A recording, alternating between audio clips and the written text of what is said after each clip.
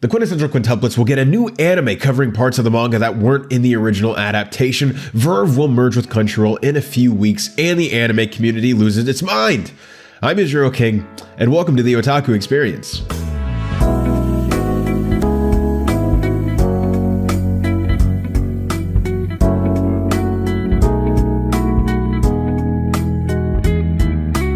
The Otaku Experience is made possible by Robert Meyer Burnett, all the great folks at the Burnett Network, and you, our viewers. Thank you guys very much. All right, so there was a special event over the weekend for Gotoban no Hanayome, or the Quintessential Quintuplets, if you want to use the English translation, where they basically announced that the series would receive a new anime, which, if we're being honest, is probably just going to be under the same anime branch. You'll find it everywhere, whether you watch it on Crunchyroll or if it ever goes to like Netflix, or if you watch it on some other streaming service. If you're in a different country, it'll probably just be with the other thing, but they're calling it a new anime, and it will adapt stories from the manga that were skipped in the original adaptation. Now, as someone who absolutely loves the Quintessential Quintuplets, I have a Nino statue literally right there. I'm pointing to her. I love this anime. I love this franchise. I love these characters. I really liked the first season. I loved the second season of the anime, and I didn't like the movie all that much, but that mainly has to do with pacing and structure and things like that. I just thought that as a movie, it didn't really work all that well. So when it comes to this announcement, one, I will say that I'm very surprised because I did not anticipate this. When I saw this announcement pop up, I assumed that it was an April Fool's joke, and I was like, this has to be, because it was announced on April Fool's Day. It was announced on April 1st, and literally all the sources, all the trades, the anime trades that posted about it said they had to clarify, this is not a joke. This is happening. And it's funny because everybody else in the community, including myself, was like, no, that's not real. Why? Because why would it be real? I mean, because it's not like in the situation that we talked about last week with Harumiya returning, where they're doing basically the exact same thing, where they're adapting things that weren't in the original adaptation.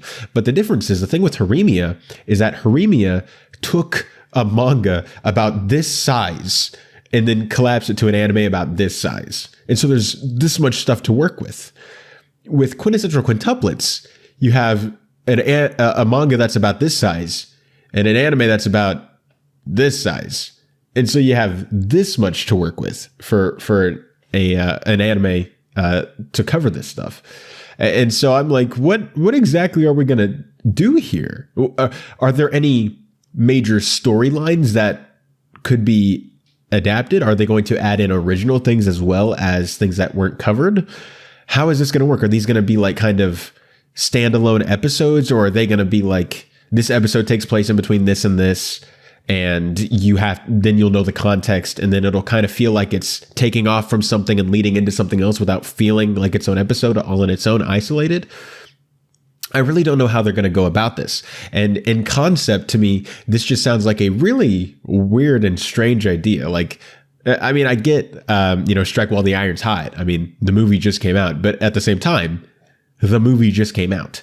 The movie didn't even come out all that long ago. It came out sometime last year in Japan. It might actually be close to a year in Japan. So I guess that's a little more understandable. But in America, this came out a few months ago. And I think it was the end of 2022, actually. I think it was Christmas time. It's still super recent that it just ended. And now they're like, hey, want to do it again? The thing about Harumiya is that the Harumiya anime ended 2 years ago, and the manga ended even before that. The Quintessential Quintuplets manga ended a couple years ago. That's fine, but the movie just came out, especially if you're talking about broad audiences. And so to me, this is just a baffling decision. I don't think that anybody's searching for this. I don't think anybody really wants this. I mean, hey, more Nino, I'll take it. I'll take a version of the story where Nino wins, an alternative ending, which was my fun fact, my original theory going into the Quintessential Quintuplets movie, because at the time they didn't announce that it was a movie. They just announced that they were going to do a follow-up to season 2. And knowing what I knew about the manga, I knew that Yotsuba would win. I knew that she would be the girl that Fusaro chose. And I had made peace with that, but my idea was, and since everybody had said this, that based on the way that they were adapting the source material, that there was a certain cadence to the way they were doing it, and that they knew kind of virtually what would be cut out. And so my theory was, well, then they're going to adapt it into a show. They'll have 8 episodes roughly. And then those last 4 episodes, because most anime are 12 to 13 episodes. So let's just say this is a 12 episode season of anime. You do 8 episodes to finish out your quintessential quintuplet story where Yotsuba wins. And then those last 4 episodes, you dedicate one to each of the other sisters who didn't get Futaro. So that way you can appease all the corners of the fan base that are going to be upset with the decision that Futaro made, just like they were in the manga. And we saw that come to light where everybody was like, that was mid. Why did he make that decision? And I think that, me personally, I'm not upset that he made the decision. I'm more upset with the structure of the story, and I don't think it really worked well as a movie. I think it would have worked a lot better as a series, or as episodic as the other seasons were. And so I really don't see how they're going to do this, and I don't know I don't know if there's enough manga material for them to do this. Are they going to reimagine some stuff that was already in the anime? Are they going to redo it? Because I know that one studio did the first season, and then another studio did the second season and the movie. So is the studio that did the second season and the movie, are they going to go back and do the first season stuff? Are they going to go back and reanimate some stuff and redo some things their way? I don't really know. This is just a really baffling decision. There's not a whole bunch of information about it other than that they're doing it and they're adapting stuff that wasn't in the original show. There's no release date set currently. But if I had to wager, considering it was just announced, it's probably going to be a mid to late 2024 release. I would assume at the latest, I'd probably put like early 2025. But this is probably going to come out sometime next year. I don't really see why this is happening. I don't think anybody really wants it. And but we'll see. Maybe they can sway me, and maybe this will turn out to be the greatest season of anime of all time. I don't know. To me, this just sounds utterly ridiculous, and I don't really want it. All right, so over the past week, it was announced that Verve and Crunchyroll will merge. Verve will move into its company, Crunchyroll, and they will merge on all the Verve subscriptions will be moved to Crunchyroll on April 3rd. So at this point, it's already done. So if you had a Verve subscription, you're now subscribed to Crunchyroll. And then starting on May 3rd, which is in a little over a month from now, or a little under a month from now, I should say, the Verve website will no longer be accessible. So basically, they're doing what they did with Funimation a couple years ago, back in 2021. Was it 2021 or 2022? I can't remember. It was late 2021 or early 2022, somewhere around there. But they did the same thing where Sony is just putting everything together so that way they can have all the anime stuff in one place instead of splintering off the anime community.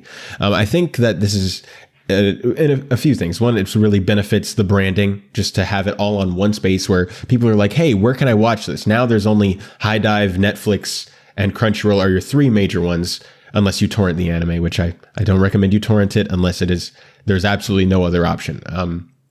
But at least across the seas, America, the Western audiences, your 3 major platforms for anime now are going to be High Dive, Crunchyroll, and Netflix. Before we had a bunch of other stuff. We had like 3 other things, but now they will all be merged into Crunchyroll. And I honestly, I don't see High Dive lasting that much longer before someone acquires that, whether that is Netflix acquiring High Dive's branch and then merging that into their Netflix division, or Crunchyroll, which I think is more likely, is Crunchyroll taking that and putting it there. And so then your 2 major ones would be Crunchyroll and Netflix, with Disney Plus competing here and there when they steal one show and then nobody can watch it for like 6 months. It's ridiculous. The only thing worse than Netflix hell is Disney hell in terms of holding anime.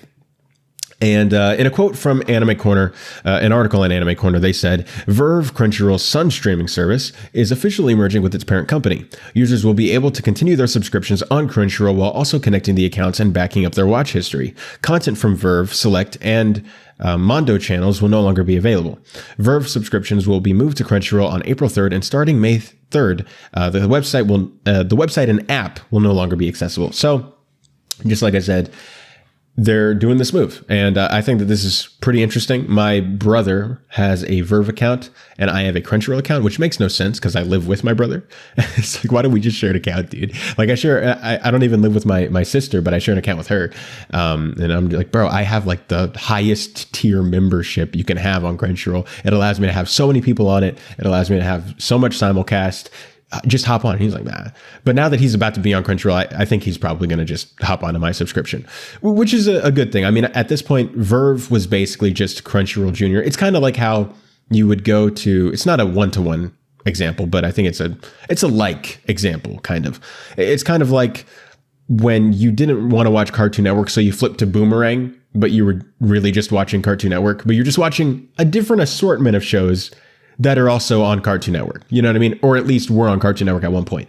It was like that with Verve. Verve was just Crunchyroll with like 2% less of the options. You know what I mean? Like, so just a couple of anime were not on Verve that were on Crunchyroll. And then vice versa. And so this merging, it really changes nothing. But it just kind of cleans it up. And I think this is good. I'm glad they did this. And hopefully someone will acquire High Dive in the future. Not because I want to see High Dive go. I hope that all those people keep their jobs and everything like that. I just hope that it'd be nice to not pay for so many different streaming things just to watch anime. And so I think this is a good move. I think that this is an inevitable move. I'm surprised it's taken this long. You'd think that they would have done this before they even did it with Funimation, but they did not, and they finally did it, which is very nice. I think it's going to clean up everything. I think it's going to streamline everything. And once again, Sony's grasp on the anime industry grows tighter and tighter. They already have Aniplex, and so they bought Funimation. They have Crunchyroll. They just merged Verve into Crunchyroll, but they already owned Verve. And then I could see them, I would not be surprised if like 3 years from now, High Dive was owned and merged into Crunchyroll. I wouldn't be surprised. Not going to say that is going to happen, but I think there's a decent chance. If we were doing like an over-under, I would say like over-under 65%. I'm not going to go like 70, but 65% I think is a solid chance. What do you guys think? Do you think I'm like on the money on that? Maybe not. Maybe you're like, no, Israel, High Dive is going to stay its own individual thing forever. I don't really see that being the case, considering that every anime season, High Dive will get like one or two of the major shows, and then everything else will go to Crunchyroll. It's ridiculous. And then you have to spend money on the service. Luckily, High Dive isn't all that expensive, but I think there's only one major show that I'm watching this season, Oshi no Ko. And that's the only major anime that's on High Dive. Everything else is on Crunchyroll. It's like, why did you do this? Like, High Dive really be in they know they have to get one decent sized show and then just steal that. And then everybody will stay subscribed to them. Because there's no, what's it called? Binge, what's it called? What's it called when you have when like people subscribe to a churn, when people subscribe to a streaming service and then leave and then come back when something else I want to watch is on. High Dive knows, and it's really smart. They know to do that with every season to make sure that there's something that someone wants to watch. And they're geniuses at that. And so they'll always take our money until someone buys them. But anyways, Verve has merged into Crunchyroll, a move that I'm surprised has took this long to make. All right, so as we all know, the winner and basically the anime of, not just of the award, but basically the most talked about, the most had probably the biggest influence on internet pop culture, maybe outside of Chainsaw Man and of course Attack on Titan, was Bocchi the Rock. And it even won I believe it had the most nominations, and it won the Annie Trends Awards back in early March, late February, around there. And yeah, it was a huge hit. We're all still waiting on season 2. Hopefully, maybe one day. I mean, I haven't read the manga. Maybe it covered the entire manga. I don't know. But all we do know now regarding manga news is that Bocchi the Rock is getting a spin-off manga. In an article from My Anime List, they said, the official Twitter account of Hobunsha's Comic Foo's manga app and website announced on Sunday that Aki Hamaji's 4-panel manga Bocchi the Rock will get a spin-off manga. The announcement did not reveal more details, but it teased a silhouette image of the spin-off manga's main character. And so there's the character right there. It seems a lot of people are predicting that it's that one pink-haired girl side character who was drunk, who played with Bocchi outside that one time to help her build her confidence up. And regardless, I'm interested. Bocchi the Rock was great. I don't know if it works as well in manga as it does in the show. All I know is I loved the show. I loved the story. I loved all the characters. I loved the dynamics. It was very adorable. It was very wholesome. And I loved the character arcs that were going on there. And, if I was not super behind on every anime that's airing this winter season, I'm still not even caught up. I'm still binging. But I will be done. I think by the time this episode of the Otaku Experience goes up, I will be done. I will be caught up on the winter season, and I'll be scripting and filming and editing my winter seasonal review. So stay tuned to that for next week, because that's going to be... Oh man, cannot wait to be done with this season, because this next season looks amazing, and I can't start anything until I'm done with this season, because I know if I start something, then I'll watch everything I want to watch rather than just checking out one specific show. So I can't watch anything. But anyways, if I wasn't super behind on the winter season, I would be reading manga. And one of the manga that would go right up to the top of my list would be Bocchi the Rock. I would love to see how that story continues, assuming that it does continue. Once again, I know nothing about the manga of the main story other than what is in the anime, so I don't know if it continues much after that or whatever. My Shonen Jump subscription is just... I'm losing money every month because I haven't used it for like 4 months straight. I mean, luckily it's like $3 a month, so it's not all that bad, but I'm still losing money because I haven't used it. I haven't read a One Piece chapter in like 4 months. It's really bad. But either way, the Bocchi the Rock spinoff manga is coming out. They literally have not given us any other news than that the manga is coming in a, guess that Pokemon type thing with an outline of the character. I wish that they could have like just straight up revealed the character and maybe given us a little bit of a synopsis, that we can have something to talk about, but we don't really have anything to talk about, because while it may look like a certain character, it could be a totally new original character that we have not even met yet, or that is in the manga but hasn't been introduced in the anime. I don't know. Well, in a strange turn of events, a topic that was covered last week in the Goofy Woofy anime community, it has now made its way to being a main topic on the Otaku Experience. And so last week, in case you missed that episode and you kind of want to catch up, the Studio Ghibli president, Koji Hoshino, is stepping down, basically being made to step down by Studio Ghibli after he had been caught using company money on his love life to buy things for his girlfriend and for their relationship and whatever. Super unprofessional, really, really funny, which is why it was in the Goofy Woofy anime community last week. And so we have basically a part 2 to that, and it's actually it's a pretty big story if you're in the anime community, which we are, which is why you're watching the show. So then they have a new Ghibli president coming in, and it will be Toshio Suzuki. Now, if you don't know who Toshio Suzuki is, or if you heard that name and you're like, hey, that sounds a bit familiar, what do I know that name from?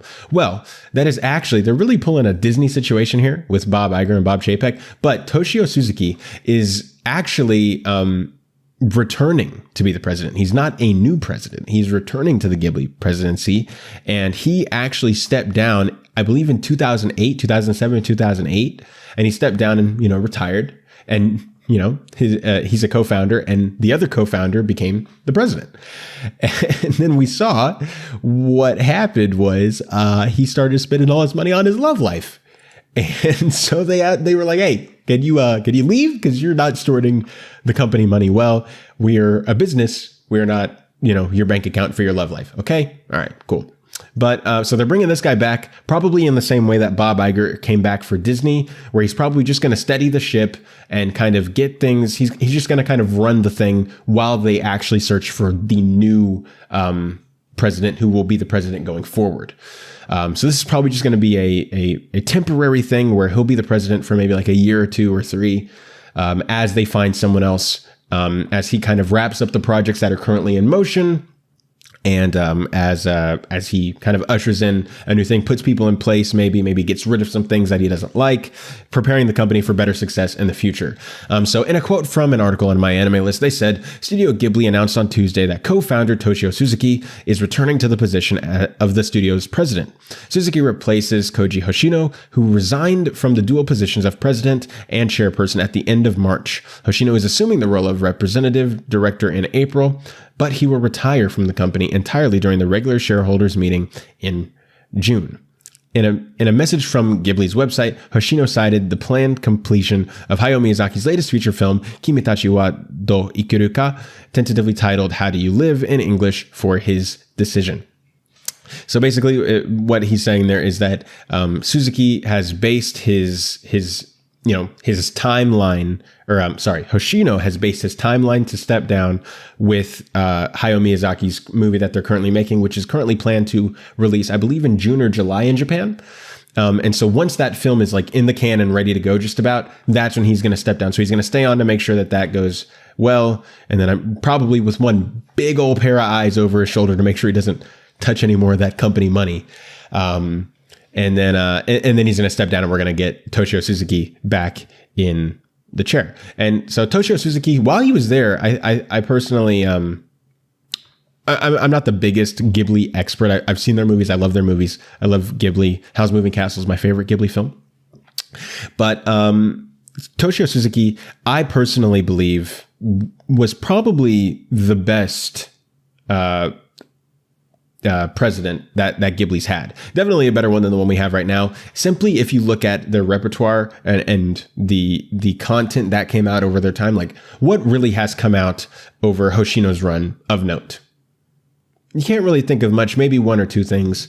But when you look at Suzuki's run, dude, like that is primetime Ghibli. Unless I'm mixing this up, but from what I know, he retired in 2008, so he was on before that. That's like golden age Ghibli stuff. And so I think that I'm excited for him to come back. Maybe he'll have some more insight to greenlight some things that maybe Hoshino didn't really want to greenlight. So it'll be interesting to see how this all shakes out, and we'll probably get some more details on this story as it progresses. Definitely by the end of April, as he steps down, and Hoshino comes in as the role of representative director, and Suzuki comes back up to be the president, and then we'll see even more changes happen once Hoshino completely leaves in June, and then we'll see major ramifications over the next few years when we start seeing some changes, maybe some firings, maybe some restructurings, maybe some hires. Maybe we'll hear who the new Ghibli permanent president is going forward, and we'll hear all of that stuff in a little bit. All right, so on a little bit of a sadder note, and it does kind of make me sad that it sucks that I don't really know much about the work that this person did, but we did have another sad death in the anime community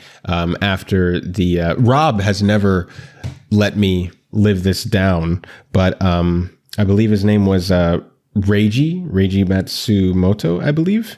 And he did stuff like Leiji Matsumoto. Sorry about that. And he did stuff on Rob's favorite freaking series ever when it comes to the anime stuff, which is Space Battleship Yamato. And I didn't really talk about that mainly because I don't really know too much about their work. Which sucks, but I feel like, and I think a lot of people made it clear, there were comments who asked about it, Rob asked about it, so there were comments clear that I probably should still cover the deaths of even people that I don't think I can really give the greatest commentary on, but we should still honor them and give them their time on the show. So composer Ruichi Sakamoto's death took place over the past week. And for those of you guys that don't know, he was a composer who did, a couple things. I think his most recent thing was an insert song for Urusei Yatsura, the most recent adaptation. And I think that's really all I can say. Like I said, I don't know too much. And so I'm not just going to start making assumptions or start talking about something that I really don't know anything about, because I feel like ultimately that would be even more disrespectful. But in a quote from an article on Crunchyroll, they said, Ruichi Sakamoto, keyboardist for an electronic band Yellow Magic Orchestra, or YMO, actor and award-winning composer behind 1987's The Last Emperor, for which he won both an Oscar and a Grammy, has passed away. He revealed back in June 2022 that he was battling stage 4 cancer and ultimately passed at the age of 71. Heavily involved in issues dealing with peace and the environment, including the anti-nuclear power movement following the 2011 Fukushima nuclear disaster, Sakamoto said that experiences such as the student demonstrations in which he participated in the 60s were at the core of who he was. He founded the heavily influential YMO in 1978 with Haruomi Hosono and Yukihiro Takahashi, the latter having sadly passed away in January. Sakamoto scored over 30 films throughout his career, such as Nagisa Oshima's 1983 war film Merry Christmas, Mr. Lawrence, which he also acted in as the commander of a prison camp, beyond his major contributions to the world of music and film. Sakamoto also contributed to video games and anime over the years, including Appleseed Anime, Gainax Royal Space Force, and The Wings of Hone Aimes. I'm sure I pronounced that last one a little bit wrong there, but yeah, obviously he won an Oscar and a Grammy. He created a very influential band that did a ton of influential things in not just the anime community, but also in the film industry. And, it sucks that I don't know too much about what they've done. And so this, one of the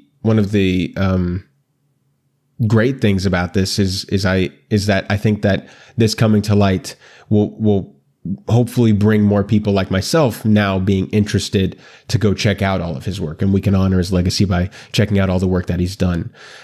So once again, I'm not going to say too much because I simply don't know too much about him. I obviously I just read that, but I can't really comment on anything other than that. All I know is that, his presence, I can tell by the way I'm hearing people talk about his death, and from all the stuff that was just listed in what I just read, that he's greatly going to be missed, and that he was definitely a major presence in the music world in both the film and anime community. So Ryuichi Sakamoto, may you rest in peace and may you rest in power. All right, so some older news that took place last week after I had already filmed the Otaku Experience for last week. This huge story broke that we definitely would have covered had I not recorded the episode when I did, which I have to record the episodes when I do. But the Scott Pilgrim anime was announced. Well, it wasn't announced, but it was put more in the forefront because of some more news that we're going to be talking about now. But the Scott Pilgrim anime was actually announced back in 2022, and they actually announced that the original cast from the movie is going to be returning to play the English voices for the cast. They have not announced who's going to be doing the Japanese voices, as far as I'm aware. I've looked on different articles and into the different trades and things like that, and I haven't seen anything about that. What we do know is that Studio Science Saru is animating the thing, and they have animated other Western titles like Adventure Time and Star Wars Visions. They did an episode on Star Wars Visions. And so obviously totally capable animators, have no doubts about that. And it will release on Netflix. We don't have a release date as far as I saw either. I could have missed it. And if you guys saw what that is, please let me know in the comments down below. But yeah, I mean, I'm not going to talk too much about this because obviously this is a week old story. And so there's really nothing I can say that nobody else has already said. I think this is really cool. I think it's really interesting. Scott Pilgrim, one of the most influential films of the past, decade, maybe 2 decades. How old is this movie? And I'm getting old. And it's going to be great to I guess here you wouldn't see them return, but to hear the cast return, it's going to be interesting to see who they cast as the Japanese voices, because in anime, since it's made in Japan and then brought to overseas, they always dub based on the Japanese actors. So it's going to be interesting to hear the Japanese actors be based off of the English actors and try to match those voices there. And it's going to be interesting to see how the audiences react to hearing different dubs of their favorite characters, be voiced in a different language.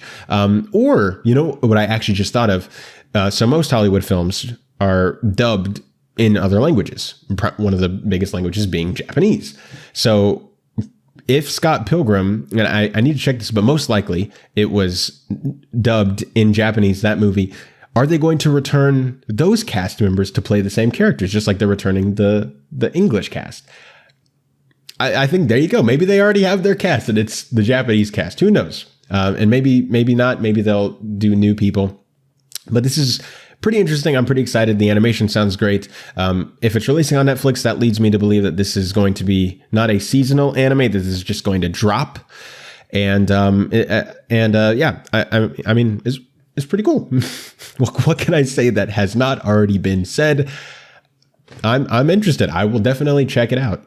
All right, before we go any further on this episode of the Otaku Experience, I must tell you about the brand new show coming to the Bur Network that is actually going to be airing next week on April 15th at 6 p.m. Pacific Daylight Time. Executive producer Martika Ibarra and producer VFX artist and host David Johnson, in association with Designing Hollywood Productions and Undertone FX, have teamed up to produce an all-new podcast show dedicated to all things video games and its creators. Here is a preview to Architects of Imagination. Well, greetings, Imagination connoisseurs. Once again, it is I, your Duke of Dope Discourse, Robert Meyer Burnett, and I am here to tell you about a very exciting new show that drops on the Bur Network on April 15th at 6 p.m. Pacific Daylight Time.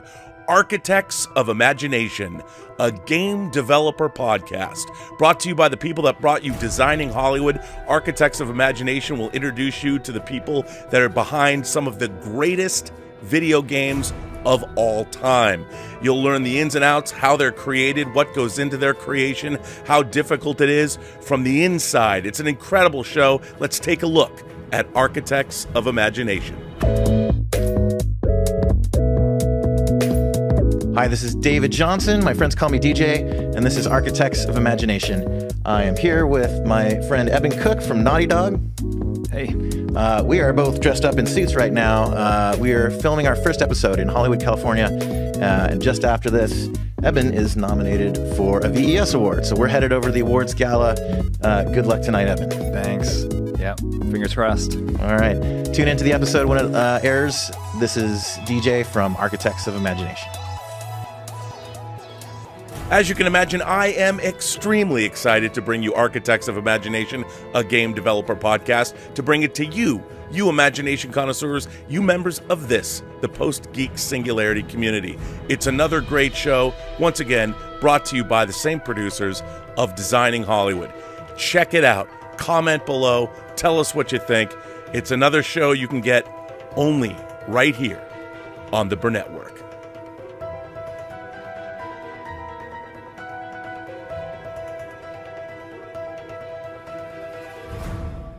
All right, so that was a preview for Architects of Imagination starting on April 15th, 6 p.m. Pacific Daylight Time. Next week, David Johnson is going to be hosting it. And here's a little bit about David Johnson, who's going to be your new host of Architects. I guess your first and new host. Your new host on the Bur Network. A new host on the Bur Network. Okay. David Johnson was the lead visual effects artist at Activision / Blizzard's Infinity Ward studio, creator of the Call of Duty franchise, having worked there for 10 years. David has 22. Why do I always say 2022? Every time I've read this bio, I've said 2022. Every time I've read this thing. Okay, David has 22 years of computer graphics experience, of which 20 has been dedicated to video games and 15 specialized towards effects. David has shipped 20 plus video games and has contributed to some of the largest names in video game history, including the Call of Duty and Halo franchises. Podcast launches April 15, 2023 on YouTube, on the YouTube channel, and on all podcast platforms. So if you can't watch it, go to your favorite podcasting apps of choice, choose Architects of Imagination, search that when it drops, and it should be there, and follow it when you need it. The Otaku Experience, as far as I know, is not on anything other than YouTube, and we should really work on that. I'm going to have a firm sit down with Rob and tell him, hey, we need to... I can't do that. I'll get in trouble with Rob. But anyways, I'm excited to see this show. As someone who wants to get a little bit more into video games, I'm really only into TV, movies, and anime. As someone who wants to get a little bit more into video games, I feel like this show is going to be really interesting to see kind of the inner workings. Maybe it'll give me a greater appreciation and thus a bigger desire to play more video games. So I'm going to be checking it out, and I hope you will too. Architects of Imagination, April 15th, 6 p.m. Pacific Daylight Time, only on the Bur Network. All right, so with the major stories of this week out of the way, it's time for us to get into my favorite segment of the show, the Goofy Woofy anime community. All right, so this week we had some crazy stuff. The anime community lost its mind this week. So first things first, and I didn't even know this was a story until we've seen we're seeing the aftermath of a story that I didn't even know existed. But I'm super sad that, because we could have milked this story. We could have been talking about this for weeks, but I didn't even hear about it until just now. Okay, so Ghibli Park, it's a theme park of all the Studio Ghibli stuff where you can like go and see like your favorite characters, like Disney World, but for Studio Ghibli. So Ghibli Park had, I guess, some whole, scenario, a situation, if you will, with selfiers. I don't know. They haven't called these the culprits is what this is calling it. The culprits. So these selfie people have apparently gone up. They went up to Studio Ghibli Park, and they did a bunch of weird stuff with a lot of the stuff there. Okay, so here's what it says. The culprits took a collection of lewd images throughout the park, showing them fondling character statues and taking photos up their skirts, which they then shared on social media. They recently addressed their actions at a press conference. Taking these photos went beyond the level of a practical joke. We've caused a lot of distress to everyone. We endeavor not to cause any mischief in the future. The photos of these park goers molesting and acting indecently with depictions of underage characters from Ghibli canon caused a big stir throughout February and March, with the Japanese government getting involved and promising a crackdown on such behavior. Hideaki Omura, the governor of Aichi Prefecture, where the park resides, commented on the matter at the time of the post, saying, "Ghibli Park is a place for adults and children to have fun while experiencing Ghibli films. I don't want people who do things that many find offensive to come to the park." So, what?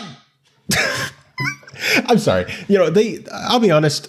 Okay, this is where the journalism side, this is where the op-ed side comes in. Okay. The way they're wording this, they're trying so hard to make this like worse than it is. Okay, listen, they're freaking anime statues, bro. Look, if we can have anime figures that are this lewd and stuff like that, what did you expect? Honestly, like these people they were obviously within the distance where they can reach these statues and like go under their skirts. There was no security. There was no way to stop them. I looked at these photos and I had a good laugh. I don't know what that says about me. Maybe I'm going to hell. Maybe I should be canceled. I don't know.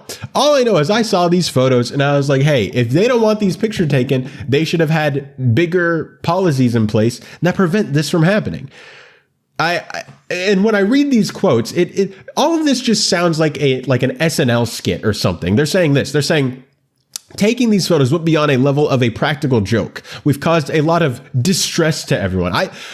Obviously not, because I haven't even heard about this. Nobody freaked out about this. We've caused a lot of distress to everyone. We endeavor not to cause any mischief in the future. Okay, one, who talks like this? And two, mischief? Bro, I don't get it. Now it's a different thing. Now these are statues. It's a different thing if you go to Disney World and you go up to Cinderella, who's walking around because it's an actress, and you take a picture underneath the dress. Okay, that's a completely different thing. That's a real girl. That is sexual harassment. There are so many levels here that I'm like, okay, you kind of made it easy to do this. You know what I mean? It's like, do you want me to condemn someone who went into this museum and stole this priceless diamond when the diamond was sitting there out in the open with no security, no bar around it, nothing to protect it, no glass? It was just chilling there. And you want me to get mad at the person for taking it? You wanted them to take it. You wanted them to take these pictures, Ghibli. And I think you're just mad because you got bad press about it, when ultimately you probably only got more promotion out of this.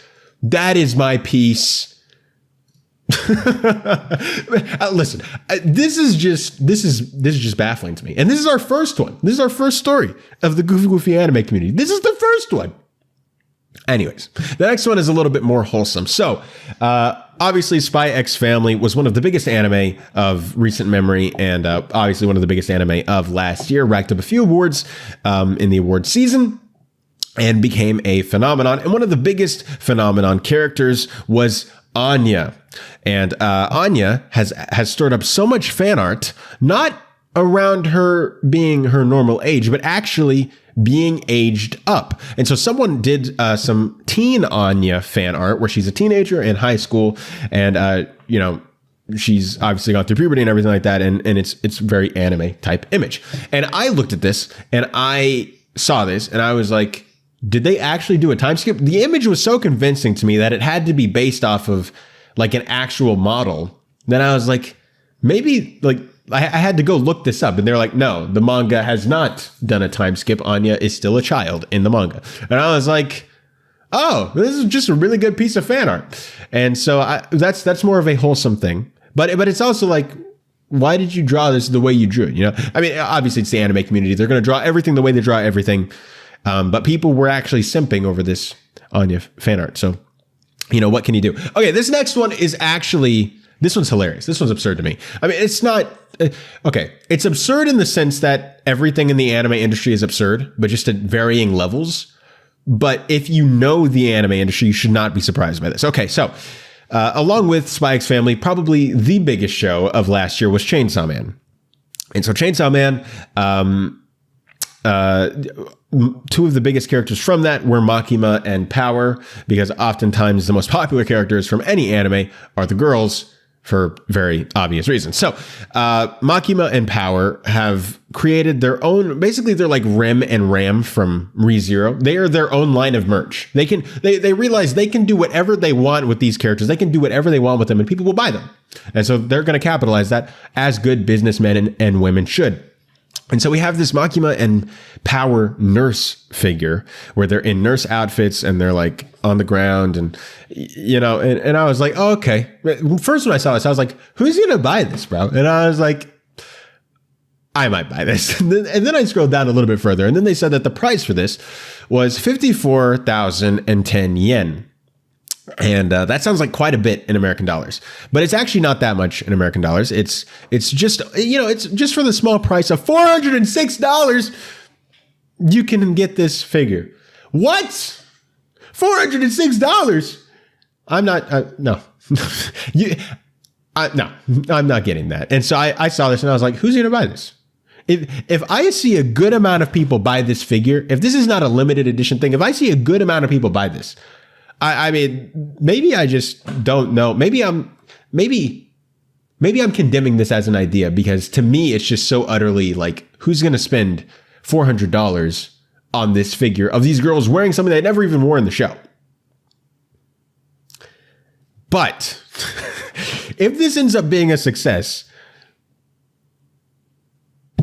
I don't know. I mean, listen, like I said, it's like Rim and Ram from ReZero. They are now their own brand, particularly Rim. Rim is what's keeping ReZero alive. I think the reason why they have waited so long to keep ReZero going, why they wait so long to announce ReZero coming back is because they don't need to. They're getting all the money they need from Rim existing and from selling merchandise. And so once they see the Rim sales decrease a little bit, they're like, hey, time to announce another season, baby. Let's get this going. We need them to remember how much they love Rim so they can buy more Rim.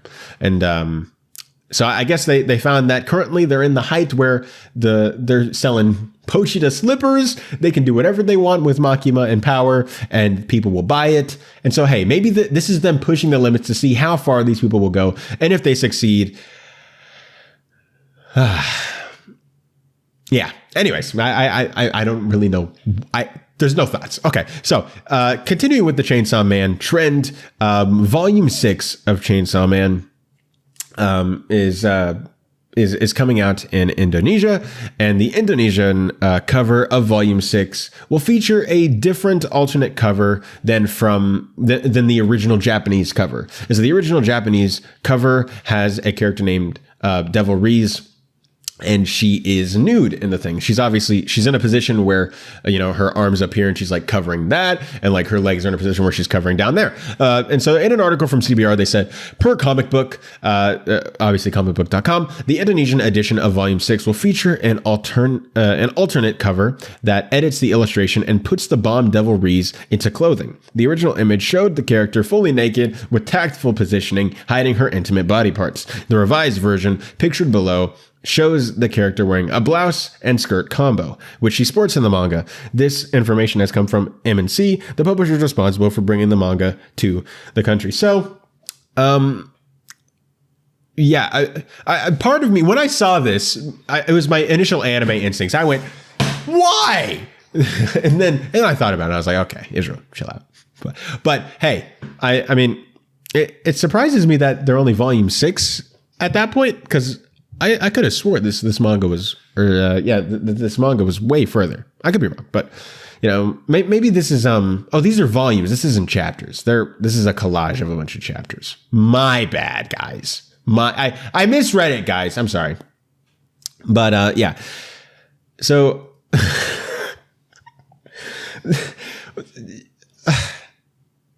I think my mind's been broken. I think they actually killed me on this goofy woofy anime community. They literally lost their minds that I've now lost my mind. I'm trying to think of what to say, and there's no thoughts up here to commentate. Moving on.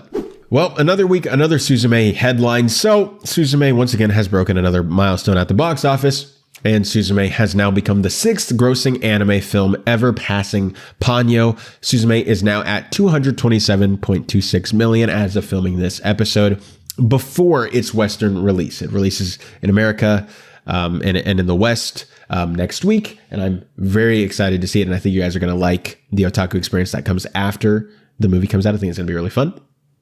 But yeah, I mean, depending on the marketing, and they've already began their marketing campaign in America, and I hope that they really amp it up this next week so people know and people see it. Because from all the reviews, it sounds like that this is the movie that Maguro Shinkai has been preparing to make all these years. That every movie before this was just a stepping stone to Suzume. Now, some people have seen it, and it's a very small fraction of the audience. I think it still is in the 90s on Rotten Tomatoes, but of that small percentage that doesn't like it, those are the people saying it's a rare misfire, that it oftentimes gets too grand for its own good. But everybody else is saying that this is like the climax of his career. And so I really hope that they market it so that way it can become like his biggest film. I know everybody's like, but Your Name's a masterpiece. Okay, cool. I like Weathering With You more than Your Name, and Weathering With You made like 100 million less than Your Name. Okay. I think you'll be fine if Suzume, and shouldn't you want Maguro Shinkai and shouldn't you want films in general, if they're good, to have all kinds of success? I would love for Suzume to reach like $350 million worldwide. I don't know if it can. I don't know if it will. But hopefully it over this next week, it can, do even more work, and that, next week when it hits America and other Western markets, that it does even better. Suzume. And our last real story of the day is Oshi no Ko. And Oshi no Ko is like I said, one of the biggest anime that's going to be coming out this next anime season. High Dive snagged its fingerprints all over it. And so now you will have to pay $5 just to keep up with one of the biggest anime of the season. And every other anime of the season is going to be on Crunchyroll, basically. But other than that, it looks good. It sounds good. Everybody's super excited for it, as well as I am as well. And they just announced that, and I believe they announced this before, that it's going to be a long episode, but I don't know if they gave us specifics, but at least they have now. And they have announced that Oshi no Ko's premiere, the first episode, will be 90 minutes long. And so when I saw this, I said, finally, we had over the past, month or so, we had Attack on Titan do its final season, part 3, chapter 1. Which was, about an hour. And then we had Demon Slayer. If you saw the Demon Slayer movie, then you saw that new episode is going to be an hour or roughly an hour, depending on if you have commercials in there or not. It's probably around like the high 40s in terms of runtime. And then we have Oshi no Ko, which is going to be about 90 minutes. All I have to say is, can we normalize this when it comes to narrative-driven shows? In terms of anime, can we normalize longer episodes? I don't care if that means we get 6 episode bi-weekly in an anime season rather than the 12 weekly episodes, as long as they're longer, man. I think shows like Attack on Titan, shows like Demon Slayer, from what we've heard about Oshi no Ko, what else is coming up this season? Shows like Mobile Suit Gundam, my anime of the year last year, Arknights, or one of my other favorite anime of the year, Summertime Render. These shows, I think, would really, and so would the audience, they would really benefit from having these longer episodes, where sometimes it feels like anime are so constrained and confined to their 23-minute and 40-second long runtime that they are so they don't have time to really do anything epic in every episode. Some episodes feel like they're just a setup episode. Some episodes are just an exposition episode. And oftentimes, if it's based off of the manga chapters, sometimes you can't hit major stuff in every single episode. And so sometimes you'll have an episode where it's like, wow, that was really slow. And then the next episode will be like all action. And it's like, if you were to just have these episodes be double length, every episode would be a banger and a talking point. And I think that it would benefit the anime industry. I think it would benefit the people watching it. I know that it would probably mean that if we normalize this, it would probably mean that we get less anime per season because it would just take longer to animate the shows. That's assuming that they do the 12 episodes still, and they just expand the length of the episodes. So they're adapting more of the manga and they don't get so many seasons worth. At the end of the day, they're not going to do this. Why? Because they just don't get as much money that way. You know, with releasing it the way they do, they get more seasons out of it, which means more hours, in terms of commercial time, which means more times that people have to come in and watch it. It makes the streaming services too much money where they have to keep coming back to watch the same show. There's no way that they're going to do this, even if I think that it would benefit the anime industry as a whole, besides the money element. They're not going to do it. And we'll only get things like this when it's a one episode thing. And that's sadly going to be the case. But a guy can wish, and a guy can, every time, you know, news like this comes out, a guy can say, hey, it would be nice if we did this more, but they're not going to do it. So that's about it. But I'm super excited to watch this Oshinoko premiere. 90 minutes, dude. I'm super excited to see it. All right, guys. And with all that out of the way, we are back to Annie Trends. We're back to the anime trending audience ranking week 11. And it's going to be fun to see, you know, what's going to be anime this season. I think we have a good idea at what's going to be anime of the season because of just when you look at the list and you see who's been at the list for so many weeks in a row, it's crazy. So starting at number 1, we have, of course, The Angel Next Door Spoils Me Rotten, which, if you could not tell what I was alluding to 10 seconds ago, I was alluding to The Angel Next Door Spoils Me Rotten to become your anime of the season and your first front runner to be anime of the year. On top of that, which are also probably going to become your anime of the season as well, maybe Tomo-chan as a girl, but top 4 usually get nominated. So they may not count Vinland Saga because it's going on for another core. And they may push Tomo-chan up, or maybe even Tomo-chan will just push up in the ranking as a whole and will become one of those 4. But at number 2, we have The Magical Revolution of the Reincarnated Princess and the Genius Young Lady. And that went up to number 2 this final time. I heard that was amazing. It's one of those anime that I have not started yet. I'm going to be binging it, I think tomorrow. And I'm super, or at least when I'm filming this tomorrow. For you guys, I think it was yesterday. Because I filmed this on Tuesdays. I'm watching it on Wednesday. There you go. And I've heard this amazing, so I'm really excited to watch that. Vinland Saga is at number 3. It went down 1 spot from The Magical Revolution, pushing it down. And like I said, I still am not super familiar with the anime trending rules when it comes to 2 core anime being nominated for seasonal awards.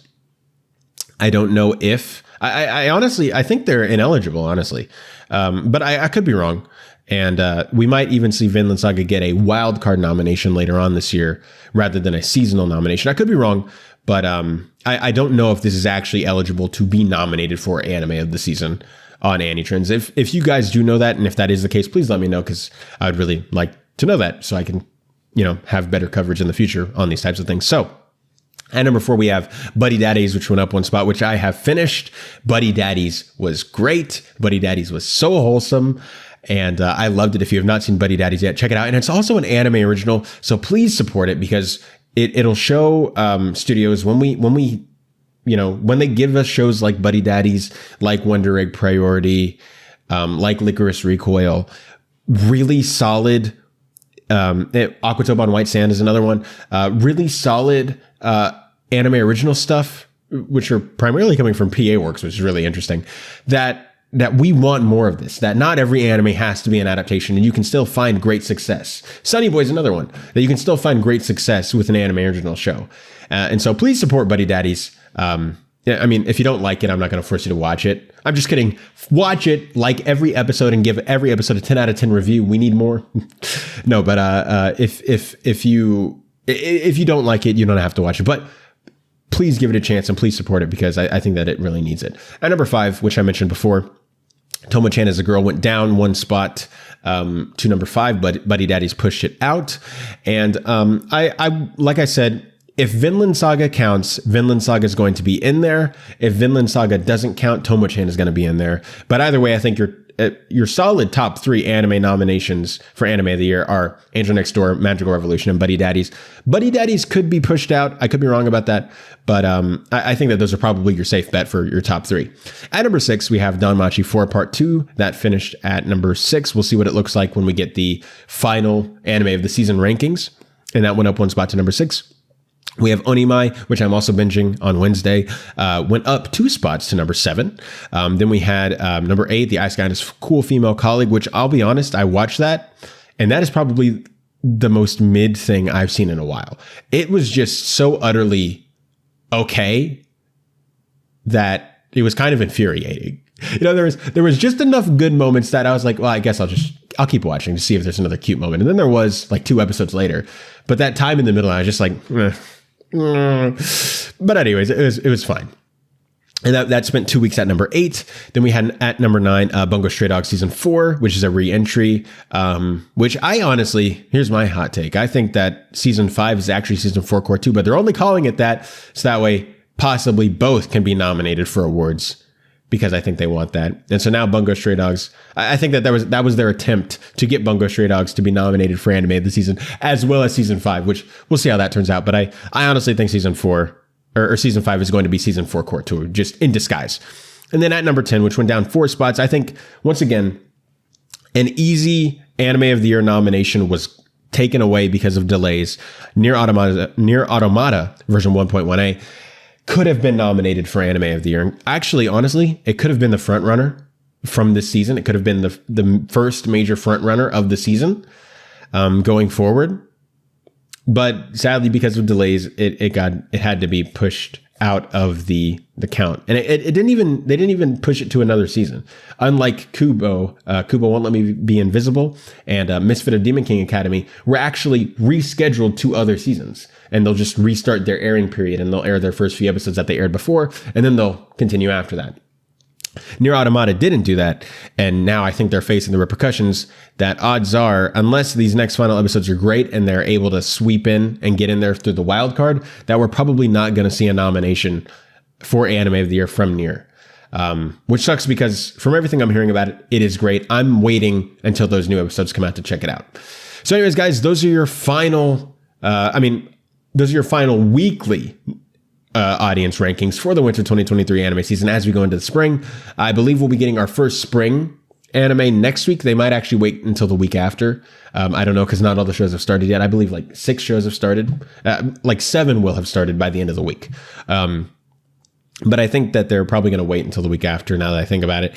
But next week, we will definitely be getting the anime of the season for winter, according to the audience on AniTrends. And that's going to be very exciting to see. Well, anyways, guys, that's going to do it for this episode of the Otaku Experience. Thank you for joining me on this episode. This was kind of a nice return to form. We got a lot of more news this week. And so that was really fun to kind of get back to talking about things, because now that the promotion stuff has ended, because we're back into seasonal stuff, that now more things are open to having news. What were some of your favorite stories of the week? What are your thoughts on some of the things that we talked about? What was your anime of the season? Tons of things we can talk about. I'll probably talk about what my anime of the season was next week. I don't want to spoil a lot of that until I release my video on it, which will probably be before the next episode of the Otaku Experience, when odds are they'll release a actual anime of the season thing on AniTrends. And if you want, you can go make an account on AniTrends and vote. I know I will definitely be voting once I finish binging the shows that I'm watching on Wednesday.